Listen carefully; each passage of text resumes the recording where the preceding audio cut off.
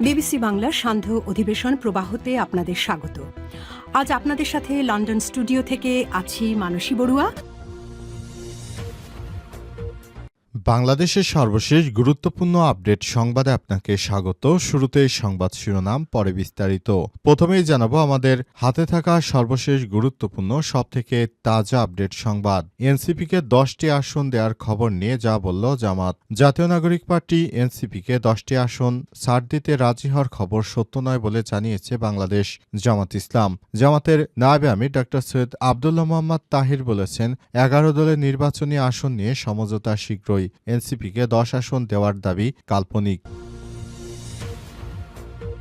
এরপর জানাবো এবারের নির্বাচনটা হবে লাইনচ্যুত ট্রেনকে ফের লাইনে তোলা বললেন ইসি। নির্বাচন কমিশনার ইসি সানাউল্লাহ বলেছেন, এবারের নির্বাচনটা হবে লাইনচ্যুত ট্রেনকে ফের লাইনে টেনে তোলা। আজ রাজধানীর আগারগাঁওয়ে এনজিও ব্যুরো কার্যালয়ে 81টি সংস্থার মোর্চা alliance for fair election and democracy বা এফআইডির একটি প্রকল্পের উদ্বোধনী অনুষ্ঠানে প্রধান অতিথির বক্তব্যে তিনি এমন কথা বলেছেন। এদিকে বিএনপি থেকে বহিষ্কার হয়ে রুমিন ফারহানা যা বললেন। ব্যারিস্টার রুমিন ফারহানা বলেছেন, আজকে বাংলাদেশে যে আরেকটা গণতান্ত্রিক পরিবর্তন হতে হচ্ছে তার পেছনে জীবন দিয়ে ভূমিকা রেখেছেন খালেদা জিয়া। তিনি আমাকে রাজনীতিতে এনেছেন। তিনি জীবিত থাকাকালে আমাদের বিরুদ্ধে কোনো বহিষ্কারের আদেশ আসেনি। আদেশ এসেছে তার মৃত্যুর পর। তিনি বেঁচে থাকলে বিএনপির দশা আজ এমনটা হতো না। এ সময় তিনি হাঁসমার্কায় তার জন্য ভোট চেয়েছেন। জানাবো তারেক রহমানের সঙ্গে গুলশান থানা বিএনপির মতবিনিময়। ঢাকা 17 আসনের অন্তর্ভুক্ত গুলশান থানা বিএনপির অঙ্গ ও সহযোগী সংগঠনের নেতাদের সঙ্গে মতবিনিময় করেছে দলটির ভারপ্রাপ্ত চেয়ারম্যান তারেক রহমান। এবং সর্বশেষ জানাবো তাইওয়ানে মার্কিন F-16 যুদ্ধবিমান বিধ্বস্ত। তাইওয়ানে মার্কিন নির্মিত একটি চতুর্থ প্রজন্ম বা F-16 যুদ্ধবিমান বিধ্বস্ত হয়েছে। বার্তা সংস্থা আনাদুলোর প্রতিবেদনে বলা হয়েছে, আজ উপকূলের নিয়মিত প্রশিক্ষণ মিশনের সময় এই দুর্ঘটনা ঘটে। এ সময় প্রশিক্ষণ দেওয়া হচ্ছিল এবং সেখানে থাকা যেসব পাইলট এবং নিরাপত্তারক্ষীরা ছিলেন তাদের মধ্যে বেশ কয়েকজন গুরুতর আহত হয়েছে। বিশেষ করে চীনকে তারা মোকাবেলা করার জন্য যুক্তরাষ্ট্র আগে থেকেই এখানে F-16 যুদ্ধবিমান মোতায়েন করে রেখেছে। আর সেখান থেকে একটি বিমানের আর এই বিধ্বস্তের সংবাদ শোনা গেল। প্রিয় দর্শক, এতক্ষণ শুনছিলেন সংবাদ শিরোনাম, এবারে বিস্তারিত। তবে তার আগে বন্ধুরা অনুরোধ থাকবে এই সংবাদটিতে একটি লাইক দিন। এই চ্যানেলে আপনি নতুন হয়ে থাকলে আমাদের সংবাদটি দেখতে দেখতে চ্যানেলটি সাবস্ক্রাইব করে রাখুন। কমেন্ট করে বন্ধুরা আপনার মূল্যবান মতামত জানিয়ে দিন আপনি বিশ্বের কোন দেশ থেকে বা বাংলাদেশের কোন স্থান থেকে আমাদের সংবাদটি দেখছেন এবং শুনছেন। আর বন্ধুরা সংবাদটি আপনার সোশ্যাল মিডিয়া ফেসবুকে শেয়ার করে বন্ধুদেরও দেখার সুযোগ করে দিন। গাজা যুদ্ধে আপনি যদি নিরীহ ফিলিস্তিনিদের ভালোবেসে থাকেন কমেন্টে ইয়েস লিখে বিশ্ববাসীকে জানিয়ে দিন। এবারে বিস্তারিত।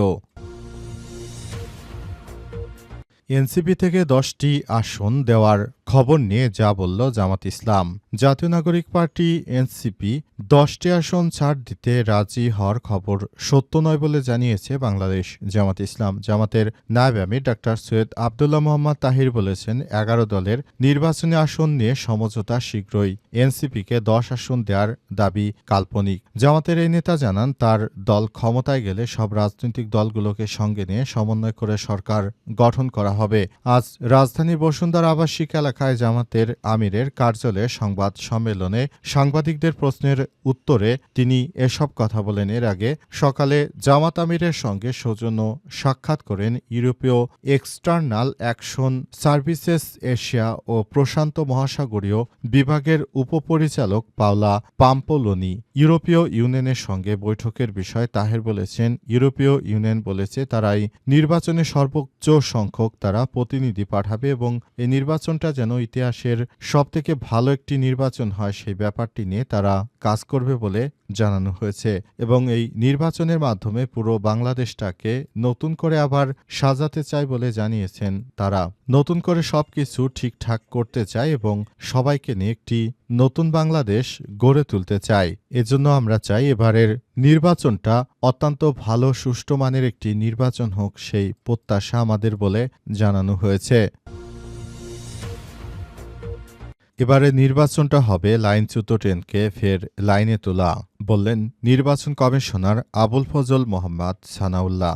বিগত বেশ ১৭ বছরে যে কয়টি নির্বাচন হয়েছে একটা নির্বাচনও সুষ্ঠুভাবে হয়নি উল্লেখ করে আবুল ফজল সানাউল্লাহ আরও জানিয়েছেন এবারের নির্বাচনটা হবে অতীতের যে কোনো নির্বাচন থেকে সবথেকে ভালো মানের ও সুষ্ঠু মানের একটি নির্বাচন। এই নির্বাচন করতে গিয়ে আমরা নানাভাবে সমস্যার সম্মুখীন হতে পারি, তবে নির্বাচন করব ইতিহাসের সবথেকে ভালো মানের একটি সুষ্ঠু নির্বাচন বলে জানিয়েছেন তিনি। আজ রাজধানীর ফরেন সার্ভিস একাডেমিতে এক আলোচনা সভার পর তিনি এমন কথা জানানোর সময় তিনি আরও জানান এবারের নির্বাচনটা হবে ইতিহাসের সবথেকে ভালো সুষ্ঠু মানের একটি নির্বাচন। এই নির্বাচনটা করার জন্য আমরা নানাভাবে সমস্যার সম্মুখীন হচ্ছি, তবে নির্বাচনটা আমরা সবথেকে সুষ্ঠু সুন্দরভাবে করার জন্য সব রকমের প্রচেষ্টা চালিয়ে যাব। নির্বাচনের মাধ্যমে আমরা সবাইকে জানিয়ে দিতে চাই এবার নির্বাচনে সবাই সুষ্ঠু শান্তিপূর্ণ পরিবেশে ভোট দিয়ে আপনার পছন্দের প্রার্থীকে নির্বাচিত করতে পারবেন এবং এই নির্বাচন হবে ইতিহাসের সবথেকে ভালো মানের একটি জাতীয় সংসদ নির্বাচন। এছাড়াও তিনি আরও বলেছেন এবারের নির্বাচনে লেভেল প্লেইং ফিল্ড নিশ্চিত করা হবে সে লক্ষ্যে আমরা ইতিমধ্যেই কাজ শুরু করেছি এবং সে অনুযায়ী আমরা সবাইকে নিয়ে এবার নির্বাচনটা সুষ্ঠু ও ভালো করার জন্য উদ্যোগ গ্রহণ করেছি। বিএনপি থেকে বহিষ্কার হয়ে যা বললেন রুমিন ফারহানা। ব্যারিস্টার রুমিন ফারহানা বলেছেন আজকে বাংলাদেশে যে আরেকটা গণতান্ত্রিক পরিবর্তন হতে যাচ্ছে তার পেছনে জীবন দিয়ে ভূমিকা রেখেছেন খালেদা জিয়া। তিনি আমাকে রাজনীতিতে এনেছিলেন। তিনি জীবিত থাকাকালে আমার বিরুদ্ধে কোনো বহিষ্কার আদেশ আসেনি, আদেশ এসেছে তার মৃত্যুর পর। আজকে যদি উনি জীবিত থাকতেন তাহলে কিছুই হতো না।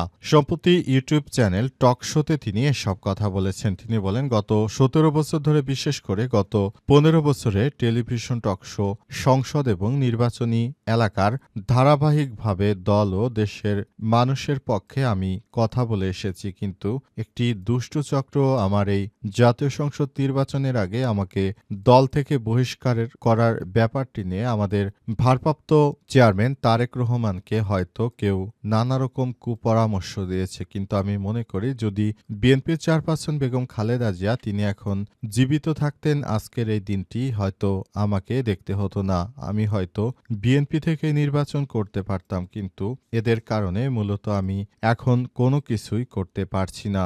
এ সময় তিনি আরও বলেছেন ধানের শীষের পরিবর্তে আমাকে হাঁসমার্কা প্রতীকে ভোট দিয়ে জয়যুক্ত করুন। এবারের জাতীয় সংসদ নির্বাচনে আমার সংসদে যাওয়াটা খুবই গুরুত্বপূর্ণ একটি বিষয় হয়েছে বলে জানিয়েছেন রুমিন ফারহানা। সেজন্য তিনি সবাইকে জানিয়েছেন যারা আমাকে ভালোবাসেন, পছন্দ করেন সেসব নেতাকর্মীরা আমাকে এবার হাঁসমার্কায় ভোট দিয়ে তারপর জাতীয় সংসদ নির্বাচনে অংশগ্রহণের মাধ্যমে ভোটদান করে জয়যুক্ত করুন এবং আগামী জাতীয় সংসদে গিয়ে আমি যেন আপনাদের অধিকারের বিষয়ে কাজ করতে পারি সেই সুযোগ আমাকে তৈরি করে দিন বলে মনে করেন রুমিন ফারহানা। তারেক রহমানের সঙ্গে গুলশান থানা বিএনপির মতবিনিময় সভা। ঢাকা ১৭ আসনের অন্তর্ভুক্ত গুলশান থানা বিএনপি ও অঙ্গ সংগঠনের নেতাকর্মীদের সঙ্গে মতবিনিময় করেছে দলটির ভারপ্রাপ্ত চেয়ারম্যান তারেক রহমান। আজ রাজধানীর গুলশানে বিএনপির চেয়ারপারসনের রাজনৈতিক কার্যালয়ে এই মতবিনিময় সভা শুরু হয়। এ আসনে আসন্ন ত্রয়োদশ জাতীয় সংসদ নির্বাচনে প্রতিদ্বন্দ্বিতা করবেন তারেক রহমান। মতবিনিময় সভায় ঢাকা ১৭ আসনে নির্বাচনের প্রধান সমন্বয়কারী আব্দুস সালাম, বিএনপি বিএনপির চেয়ারপারসনের উপদেষ্টা ডক্টর ফরহাদ হালিম ডোনার, যুবদল সভাপতি আব্দুল মোনায়েম মুন্না, ঢাকা মহানগর উত্তর বিএনপির যুগ্ম আহ্বায়ক মোস্তাফিজুর রহমান সেগুন, মহানগর উত্তর যুবদলের সভাপতি শরীফ উদ্দিন জুয়েল, সদস্য সচিব সহ আরও বিভিন্ন নেতৃত্ববৃন্দ উপস্থিত ছিলেন। তারা জানিয়েছে এবারের জাতীয় সংসদ নির্বাচনটা সুষ্ঠু সুন্দরভাবে এবং আমরা তারেক রহমানকে জেতানোর লক্ষ্যে যে কোনো ধরনের চ্যালেঞ্জ গ্রহণ করতে প্রস্তুত। এর আগে শুধুমাত্র বগুড়ার একটি আসন থেকে তারেক রহমান তার মনোনয়নপত্র কিনেছিলেন। এবার ঢাকা 17 আসন থেকে তারেক রহমান তিনি মনোনয়নপত্র কেনার ব্যাপারটি নিয়ে সিদ্ধান্ত গ্রহণ করেছেন। এর আগে এই একই আসন থেকে বিএনপির সঙ্গে যুগপৎ আন্দোলনের নেতা আন্দালিব রহমান পার্থ এই ঢাকা 17 আসন থেকে নির্বাচনে প্রতিদ্বন্দ্বিতা করত, কিন্তু এবার তাকে সরিয়ে সেখান থেকে তারেক রহমান এবার নির্বাচনের মনোনয়ন ঢাকা 17 আসন থেকে সংগ্রহ করেছেন এবং তারেক রহমানের এই মনোনয়ন সংগ্রহ করার কারণ হিসেবে বলা হচ্ছে যে যাতে করে পুরো বিষয়টি সুষ্ঠু সুন্দরভাবে পরিচালিত হয় সেজন্য তারা কাজ করছে।